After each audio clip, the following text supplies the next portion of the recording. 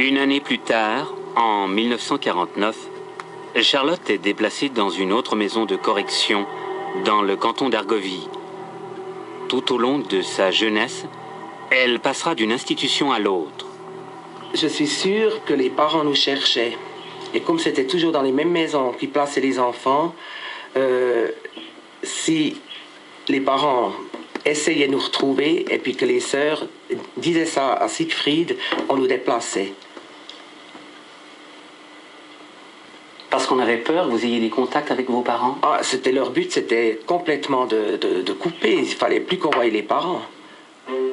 À partir des années 30, Pro-Juventute met au point une technique sans faille pour repérer, traquer, cataloguer les Yéniches. À la tête de cette opération, un homme, le docteur Alfred Siegfried. À chaque fois, ce collaborateur de Pro-Juventute demande un rapport détaillé à la police. En l'occurrence, sur une famille nomade du nom de Hauser. Sans hésitation, la police cantonale s'exécute. Elle fournit à Pro-Juventute toutes les informations sur la famille Hauser. En ce qui concerne la nourriture, il n'y a rien à reprocher. Tous les enfants ont l'air en bonne santé. En tout cas, on ne peut pas parler d'abandon. Malgré ce rapport favorable, la petite Katia Hauser sera arrachée à sa famille à l'âge de 5 ans. Elle sera placée dans une maison de redressement à Menzingen, dans le canton de Zug. In Menzingen, ich bin circa 10,5-jährig und wo unser Vater gestorben. J'étais à Menzingen, j'avais environ 10 ans et demi, lorsque mon père est mort. On nous avait pourtant dit que nous étions orphelins. À la mort de notre père, le docteur Siegfried nous a envoyé des robes noires et des rubans noirs pour les cheveux. Nous avons dû mettre ces robes. Le matin, on nous a alignés dans le corridor. Les garçons devant, les filles derrière. La sœur supérieure s'est alors mise en face de nous et nous a dit « Aujourd'hui, une messe sera lue pour le père des enfants Hauser qui est mort. »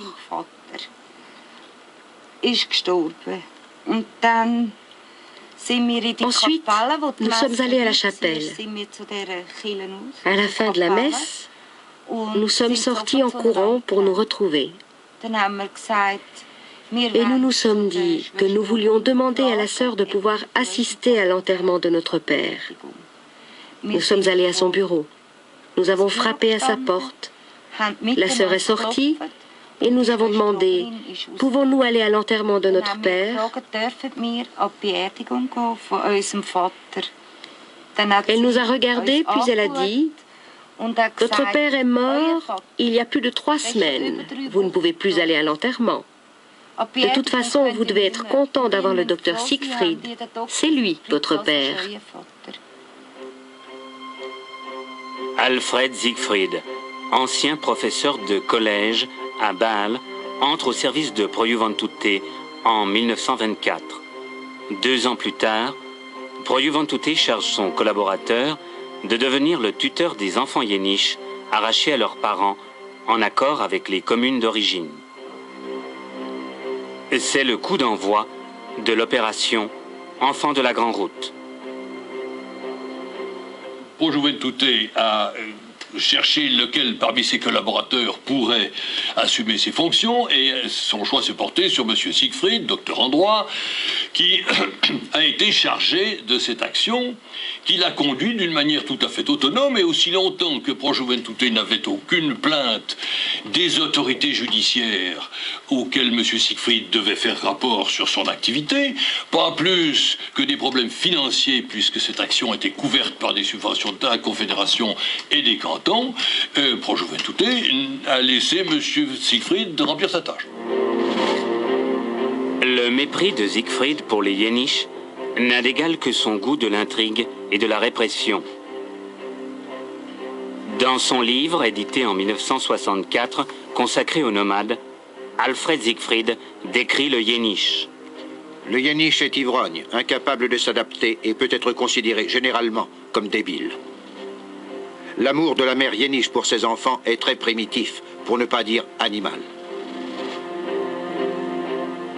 Pour récolter des fonds, Pro-Juventute publie déjà en 1926 des brochures qui expliquent d'une façon claire les objectifs de l'œuvre de la Grande Route. Mieux, ces brochures sont préfacées par de hautes personnalités du pays. Ces chaudronniers, ces mendiants et pire encore, constituent une tache sombre dans notre pays, si fier de son ordre culturel. Nous pensons qu'il faut combattre le mal du vagabondage à la racine. Signé Heinz Eberlin, président de la Confédération. Katia, toute jeune, se rebelle contre son destin tracé par Proyuvantute. Le docteur Siegfried ordonne alors à la police de venir chercher Katia et de l'emmener dans une maison de correction dans le canton de Saint-Gall.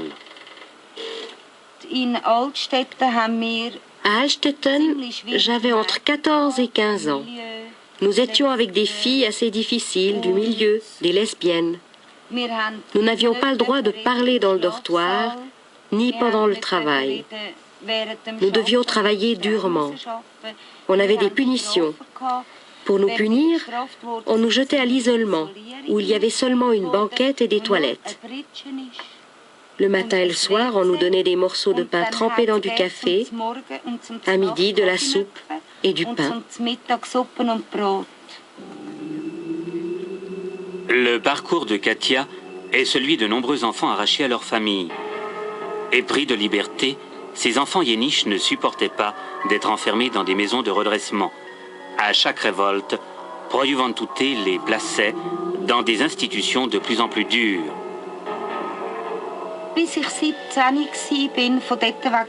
On m'a enlevé à ma famille à l'âge de 4 ans et demi. Jusqu'à 17 ans, j'ai été placée dans une dizaine de foyers pour enfants et d'institutions. Klingnau, c'est une maison de correction. Menzingen, autre maison de correction.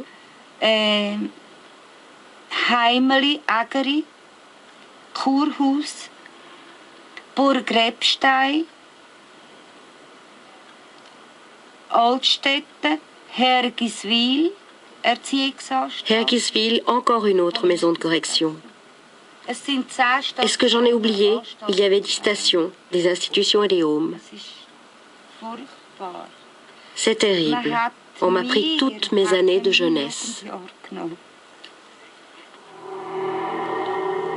Dès qu'un enfant yéniche posait un problème, Alfred Siegfried menaçait de l'interner dans une maison de correction. Cette lettre est le dernier avertissement. Si tu ne deviens pas plus modeste, comme toute jeune fille doit l'être à ton âge, tu seras puni. J'ai décidé de te placer dans une maison où tu seras surveillé très sévèrement et d'où tu ne pourras pas t'enfuir. Allez, loin, direction Sonnenville, le Mouret. Les valises, les cartons étaient préparés, j'ai même pas vu. Et Siegfried m'a pris à la gare et m'a amené à Sonnenville, près du Mouret. Mais ça, c'était une maison très, très sévère. J'étais très développé en ce temps déjà. Alors, aux sœurs, ça ne leur plaisait pas. Je devais marcher comme ça, faire presque comme une bosse. Elles nous disaient toujours baisser les yeux. Et la nuit, quand on avait froid dans le lit, on se tirait comme ça, un peu les jambes, et puis on se tenait avec les bras, les jambes. Les sœurs, elles avaient déjà des mauvaises pensées. Alors elles venaient, elles nous mettaient les mains comme ça, puis elles nous les attachaient avec une corde. Et puis les filles qui faisaient au lit, ça m'est aussi arrivé de temps à autre encore. On devait aller au réfectoire avec le drap sur la tête pour le sécher, pour bien faire montrer aux autres qu'on avait fait au lit.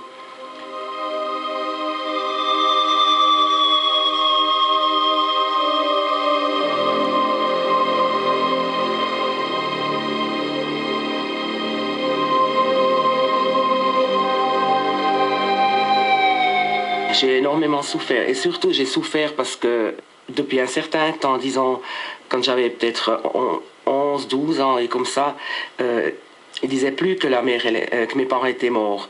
Ils nous dessinaient nos parents d'une manière tellement négative qu'on souffrait rien que de savoir j'ai une mauvaise mère, j'ai un mauvais père.